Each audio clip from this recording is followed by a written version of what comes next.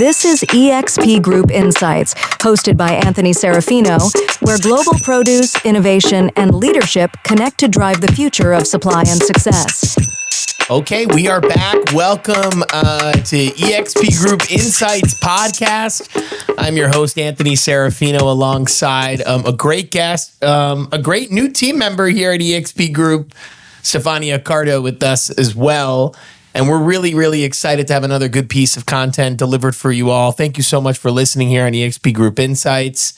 It's been a great and a busy summer here at HQ in North Bergen, New Jersey. And I thought it would be really great to have some nice young blood, fresh new team members to really come through our podcast and kind of see what we're about at eXp Group. But more importantly, see kind of the culture and things that kind of go through a new program that we're developing. And it's I will call it, experiential coordination is so important, but it's really our groundbreaking intern program, and Stefania is kind of placeboing it for us. So Stefania, welcome to the pod. Thank you. I'm honored to be here. Well, we're honored to have you. And Stefania has been with the organization now as a summer intern, going to be a senior, I believe, in college. Yep. Grown woman going through the ranks. I remember the college days all day long, and they're super exciting. But Stefania, how has it been here at eXp Group? Intern at our large dynamic organization. What do you think? It's been great. I love the environment as well as all the people here. It's just a great place to be. Very comfortable, very family oriented. Yes. And it motivates everyone to work, I have to say. It's a good environment, and I'm so glad you talked about the people and the culture avenue about it. Forgive me, I have my glasses on, right? I'm making my glasses debut here on the pod. But I think you talked about the culture of things, and that's just so important when you look at it. I think I kind of wanted to really talk about where you have gone in your career, what attracted you to the eXp Group, the story of how you got here. I think it's really a good story to tell other young university men and women that are coming through our country, our economy, and what it's like to get a good internship off the ground. Yeah, of course. So this has been my, I'd say, third legit internship since I've started college. And I honestly think it's so important for all students to get their foot in the door and get an internship. Not only get an internship, but make sure it's a quality one. Mm-hmm. Make sure you're interning for someone that loves what they do, of course, because that will always rub off on you.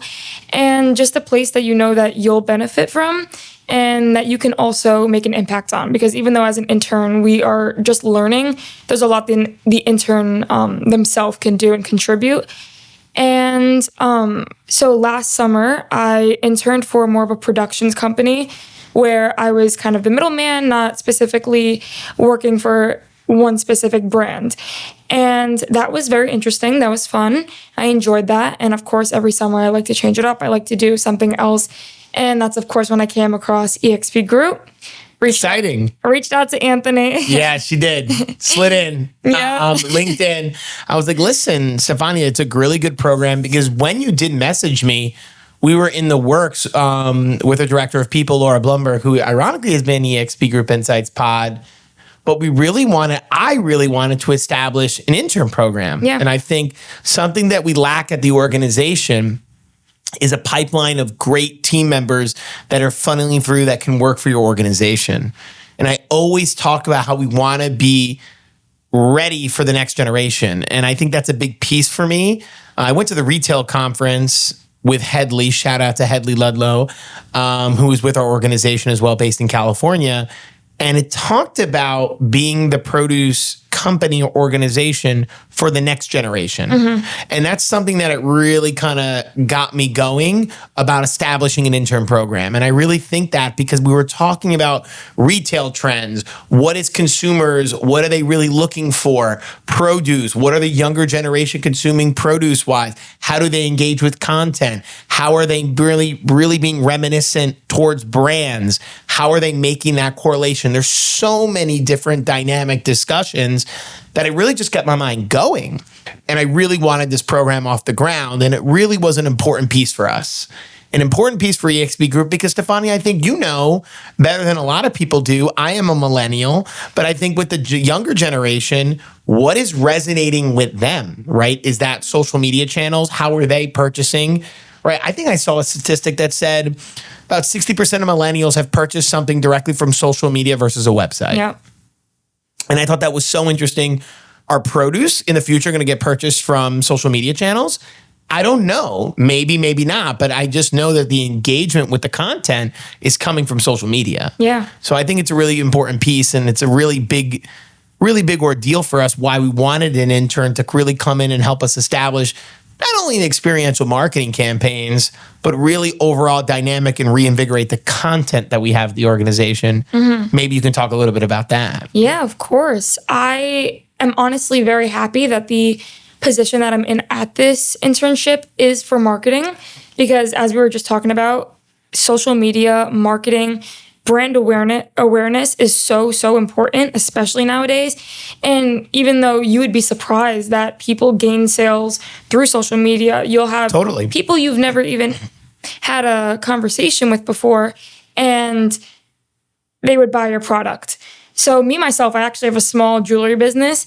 And how's that going? It's going good. All right, we'll talk about that later. Yeah. But through that, I've kind of learned that marketing is such a big thing. You can post all the TikToks in the world and all the Instagram posts and all that. And even if you post 1 million and you only get one sale, it's a sale and you're reaching people. And I think that social media is such a powerhouse. Like, we don't realize how effective it really is. And that's why it's honestly so important that you're reaching out to the younger generation. And I'm grateful that you are. And it's going to be super beneficial to EXP because on a different level, we do have a different kind of knowledge. You know, a lot of us grew up kind of on social media, and that could obviously be destructive in some ways to be so involved in social media. But we also we're very fortunate to have the knowledge we do on social media and all of those resources. I think so, Stefania. I think you mentioned social media. You're right. It is a powerhouse. A lot of people are engaging content that way. And with EXP Group, I just don't see many produce firms, produce organizations doing that. So when we really wanted to establish an intern program, this is just one department that we really want to establish that with. I talk about it in our people department. I talk about it in, marketing, you talking people, you're talking anything that we're looking to do. I was going to refer to even sales, customer service representatives, anything you may be, logistics. There's so many different departments that we're looking to develop interns in. Why not start with marketing? Why not start with experiential, right? When we had Leslie on the podcast, Leslie is our experiential coordinator. Again, another generation Z, right? Gen Z. And when we look at that, it's a big piece for us, right? And you look at this Zoomer generation and how they're coordinating and engaging with younger clientele. To me, it's important, right? And I think when you look at that, Stefania, you're seeing that change. You're seeing that marketing avenue. And I think we're making an impact there. 100%. And by the way, I love Leslie. She's an amazing. Shout out Leslie. Shout out Leslie. She has held my hand every step of the way. And she's honestly been such a great mentor. She's what made this internship so far so comfortable. I'm going to interrupt you. Yeah. And that to me is the best thing. When you're doing an internship, it's also providing mentorship. Yeah. So something we want to do at EXP Group, where at EXP, we want to be very dynamic about how we engage the next generation. We talked about Gen Z, we talked about Zoomers, we talked about millennials, we talked about Gen Y, whatever you want to talk about. But to me, it's mentoring that. Yeah. Millennials were engaged and mentored by Gen X. You have millennials engaging Gen Z. But even with Gen Z, you have different generations that are kind of in it together. Yep. Right? Because that generation was really derailed by the pandemic. So now these kind of younger Generation Z team members, future employers, whatever it may be, they are not really in the same boat as kind of these older Gen Z, right? Older Gen Z dealing with COVID, dealing with the pandemic, dealing with internships coming in 2020, 2021. Yeah. It's an important dynamic now when we have the intern market. And I think it's so important. You mentioned mentorship, Stefania, and I think that's the most important piece, right? Because I think for an internship to be super successful, you need to have the right people in place to make sure you have that success. 100%. And she's great. She's really great. She's very big on, And I'll tell you a story with that in a second. yeah. She's very big on checking in with me, making sure she's like, I want you to gain something out of this internship. I want you to walk away with a project completed, to feel like you've contributed to EXP. And she always reminds me every day, she's like, you're doing such a good job. You're adding this, you're adding that. She's amazing. Well, I just had a call with her. That's why I was a little bit late to the recording. I said one thing with Leslie. I was like, listen, we really want an intern for this. She's like, please, can my department be the first one to have an intern with? I think the amount of work that we're doing, it can be a big help, but also I want to be a mentor. And I was like, whoa, I love that. Someone very young in the organization that's looking to already be a leader. So I said, Leslie, listen, you have to manage, right? Because there's so much going on when you're running an organization. You want to establish the goals and the parameters that you can operate within, but you need to manage that team member. And you want to leave that internship feeling accomplished. And I think that's so important. We don't talk about that enough. That listen, when you enter an internship, you don't want to feel like, hey, that was a waste of my time. Yeah. You want to feel like I contributed to an organization that's growing. And a lot of times too, Stefania, you intern with the place and who knows, you come back in a full-time capacity. Right. That happens a lot more than people talk about. But even regardless, you're leaving it feeling accomplished, that I had a great summer, hags. And more importantly, you're leaving that, if it's paid or unpaid, you're leaving with valuable experience. 100%. And I think that is the most important piece, is leaving with experience. I know Rob is here. He came in a very similar capacity, and he came in and really kind of learned the trade, and this came, boom, right in full time. And now he's carved his own journey. And I pick on Rob because he helps us producing the podcast. But Stefania, it's an important piece. You talked about mentorship. You talked about Leslie. Let's talk a little bit about you, right? You said what attracted you to EXP Group, right? Growing organization. You want to help. You slid on LinkedIn. Can we talk about LinkedIn and the younger generation a little bit? How important is that? Do you feel that Gen Z is really engaging with LinkedIn the way maybe older generations are? Do you think it's sought after? How do you view LinkedIn? Yeah, well, to start off, a few months ago, I actually went to the LinkedIn headquarters, and I go to CUNY Baruch. So CUNY has a lot of events where they have different spots in the city, different types of organizations you can go into, and whether it's an hour or two, they have people from their team come in and speak and all that fun stuff. So I went to the LinkedIn one, and I got to walk around, got a cup of coffee, got lunch. How are their offices? Oh, it's beautiful. Yeah, super. I've heard that from a lot of people. Super beautiful, super modern, exactly what you would think it would be. So we got a lot of people from the team to come and speak to us and let us know about all the different types of LinkedIn, things that go into it. And honestly, you'd be surprised that there's a lot of my generation that they don't even know what LinkedIn is. It's just, that's just mind-blowing to me. Because to me, I'm very active on LinkedIn. And if there's one thing you leave this internship with, please tell me you'll be active on LinkedIn, because I think it's so valuable. I get so upset with some people that work at this company. If you're listening, that work for this company, please use your LinkedIn more, because a lot of team members don't. Right? I'm not picking on Rob because he's here in the studio, but there's a lot of team members that just don't use it. No, yeah. And you're your own brand. And you know that with social media, you're an entrepreneurial woman, that you said you had a jewelry business and all these other things that you're looking to diversify yourself, but you see it now so much with influencer marketing and whatnot. You are your own brand. And I think basically all what LinkedIn is, your own personal brand in a professional setting. It's not TikTok, it's not LinkedIn, it's not Instagram, it's LinkedIn. Yeah. But it's a different form, and I'm picking on short form, like Reels, whatnot. But it's that kind of development of your brand, and I think that's what employers are seeing. I think your CV, your resume is more digital than it's ever been. 100%. And when I went to this headquarters event, I raised my hand and I asked a question, and I was like, What's the importance of having 500 plus connections? Okay, everyone has this thing with it. Yeah, you must have 500 plus connections, and I was genuinely asking, and the guy was like, "Well, why don't you? What? Interesting. Why don't you? What would it harm that you don't have 500 plus connections? Do you know how many connections you have? I have 500 plus. There you go. I hit the 500 club. Yeah, so that's really what it is. So what Stefania's alluding to is that LinkedIn, it's very interesting. You can have 7,000. You can have 499. But when you're over that 500 threshold, it just says 500 plus. Yeah. And then I honestly don't even know how many I have. Exactly. At this point.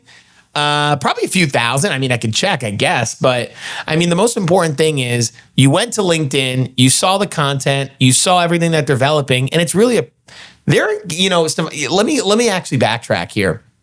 LinkedIn used to start as kind of a social media platform that Microsoft bought. But more importantly now, LinkedIn has now morphed into a digital resume for you, or a digital branded version of your resume. Yeah. And you're seeing that. And listen, it means a lot for employers. Like, okay, what is your work experience? What is your educational experience?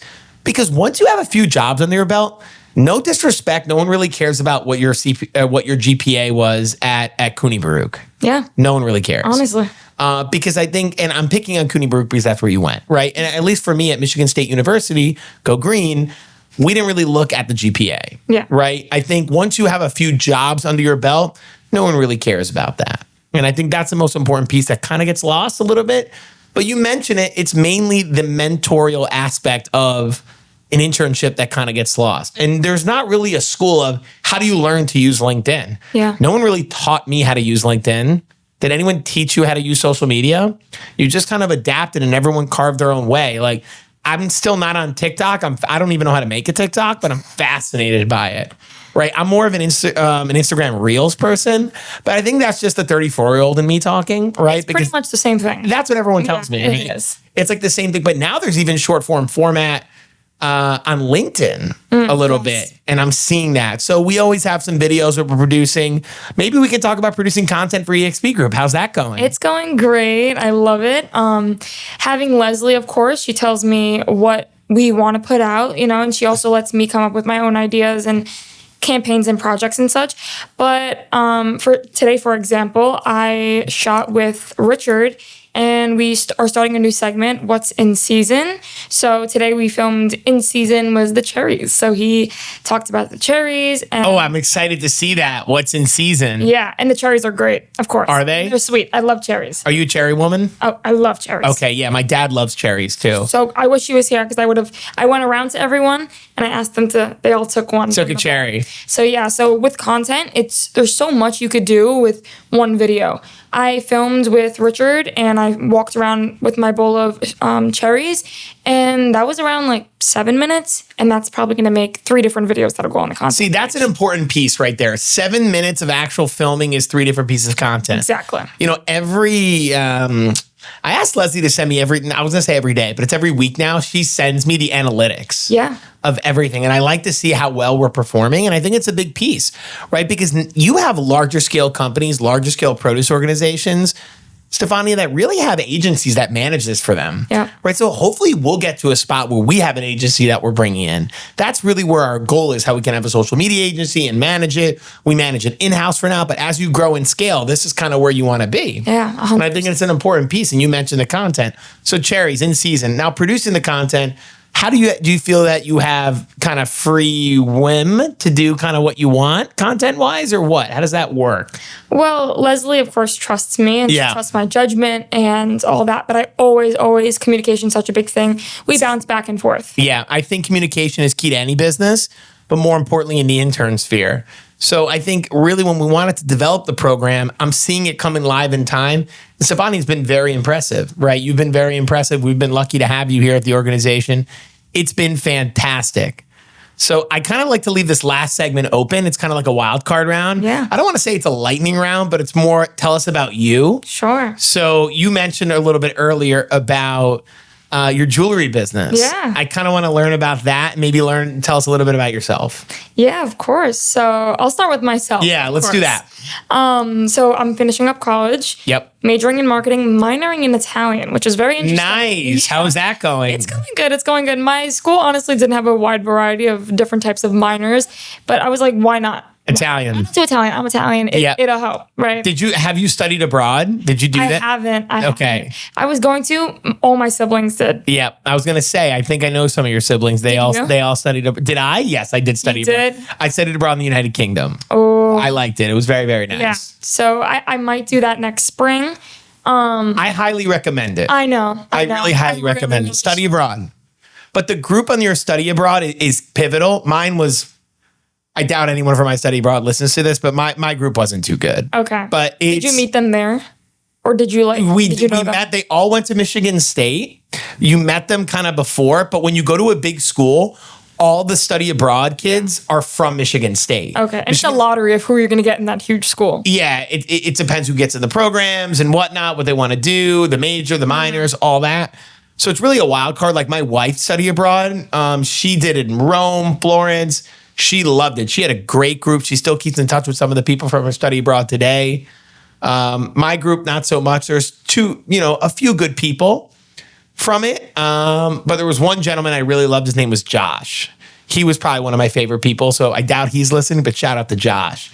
He was amazing from study abroad. But anyway, highly recommend if you study abroad, do it. I know. Do it if you can. Yeah. I know it's time away from the family and, because when you're commuting to a school, it's definitely you should do it. A lot of people that live on campus don't like to study abroad because you take it out of a fall or spring semester. Yeah. I did mine in the summer, so because I didn't want to lose a fall or spring semester. That's smart. So I was like, okay, let me do it in the summer, and you get some credits and do it kind of that way. And I liked it. Yeah, honestly, I might think about doing the summer. You should do a summer, but you'll almost be. I don't know if you're Are you graduating next spring? Or are you doing? I'm graduating next spring. Okay. So I don't know if they would. No, I don't think that's working. No, yeah. You're SOL. Yeah. You're SOL. I'll figure it out. This is a PG podcast, so you can use your mindset on that. Yeah. So tell us about your jewelry business. Sorry about that. Yes, of course. I started this business around a year ago, upcoming in October. And yeah, I've been doing it for a year now. It started off as something I've always wanted to do. I've always wanted to have my own business. Of course, I love the marketing and I love advertising and I love all that fun stuff. But I also like managing. I feel like when I am passionate about something, I do it with a lot of grit. I put my heart into it, and knowing that I wanted to start a business, specifically jewelry. I mean, I'm a jewelry person. Yeah, look at that, bedazzled. I always have jewelry on. It's a thing, part of me. Yeah. And so, for example, this ring is one that I'm going to be launching soon. Look at that. Can we get a sneak peek of this here? Yeah, this will be this July. Sneak peek. I have an aura. Does that count? Yeah, Rob, can you zoom in that? There you go. We're in the jewelry business here today. This is beautiful, Stefania. Thank you so much. So throughout this business, I've honestly learned there's going to be ups, there's going to be downs all throughout the business. And I think the hardest part about it all is of course, finding a manufacturer, finding a person that you can go to that you could trust, that you're going to get good product from, right? You're going to source from. And that's so cool to see on the flip side of things, because we want, as EXP Group, we want to show our people and the businesses and consumers that we are trustworthy. And that's what I've been having to do with. I think when you start a business like that, it's like any business, you basically know that it's not self-sufficient in its current form. Meaning that when you just start out, you want this to be full-time, right? So when you start a jewelry business, what's the goal, right, for Stefania? The goal is to open up a couple boutiques here, then I'm managing my own jewelry line and I'm popping from boutique to boutique. We're doing social content. We talked about earlier how, look, this younger generation is purchasing rings and jewelry from social media. How can I bring with the in-shop brick and mortar? Yeah. So that's the vision, right? Yeah. So now you're like, okay, how do I manifest this? And it's really that climb in entrepreneurialism to get to that manifestation that you're doing what you want to do. It is. There's nothing more powerful in life than doing what you actually are set on this earth to accomplish. Yeah. And I think when you do that, it's so powerful. There's so many people that go through the motions every day of really just, do I really like this? It pays the bills, but whatever. But there's something special, and not only is it paying the bills and all that, whatever, but you're actually enjoying what you do. 100%. And when you could mix and fuse those two things together and have a house full of love, right, and a great family, I think those are the keys to life. Those are the true terms of really being wealthy in life. When you're doing what you love, you're waking up with a smile, you're going to bed with a smile. Yep. You're happy, you're healthy, you have a great family. I think that's the most important piece. So when you bridge that together, it's exciting to see it. And I love this. Now, listen, I'm going to be very biased. I love Stefania, the marketing person, because it's been delivering such excellent content to the organization. But seeing that you have passions outside of the business is so important. We all have passions outside of the business. You cannot I love fruits and vegetables, but listen, there's got to be other stuff besides fruits and vegetables. And guess what? In my life, there is. There absolutely is. And I think I love to travel. I think travel's important. I love sport. There's other things that I love to do. I love investing. So I think you have to have passion for items. And if you don't have passion for things in life, really, what are you living for? Exactly. And I think it's an important piece. But Stefania, I could talk to you all day. I wanted to get you in the podcast room a little bit. Stefania Accardo here with us, EXP Group Insights podcast. Stefania, thank you so much for coming. Yes, thank you for having me. It's amazing. Our experiential marketing intern here at EXP Group, live from HQ.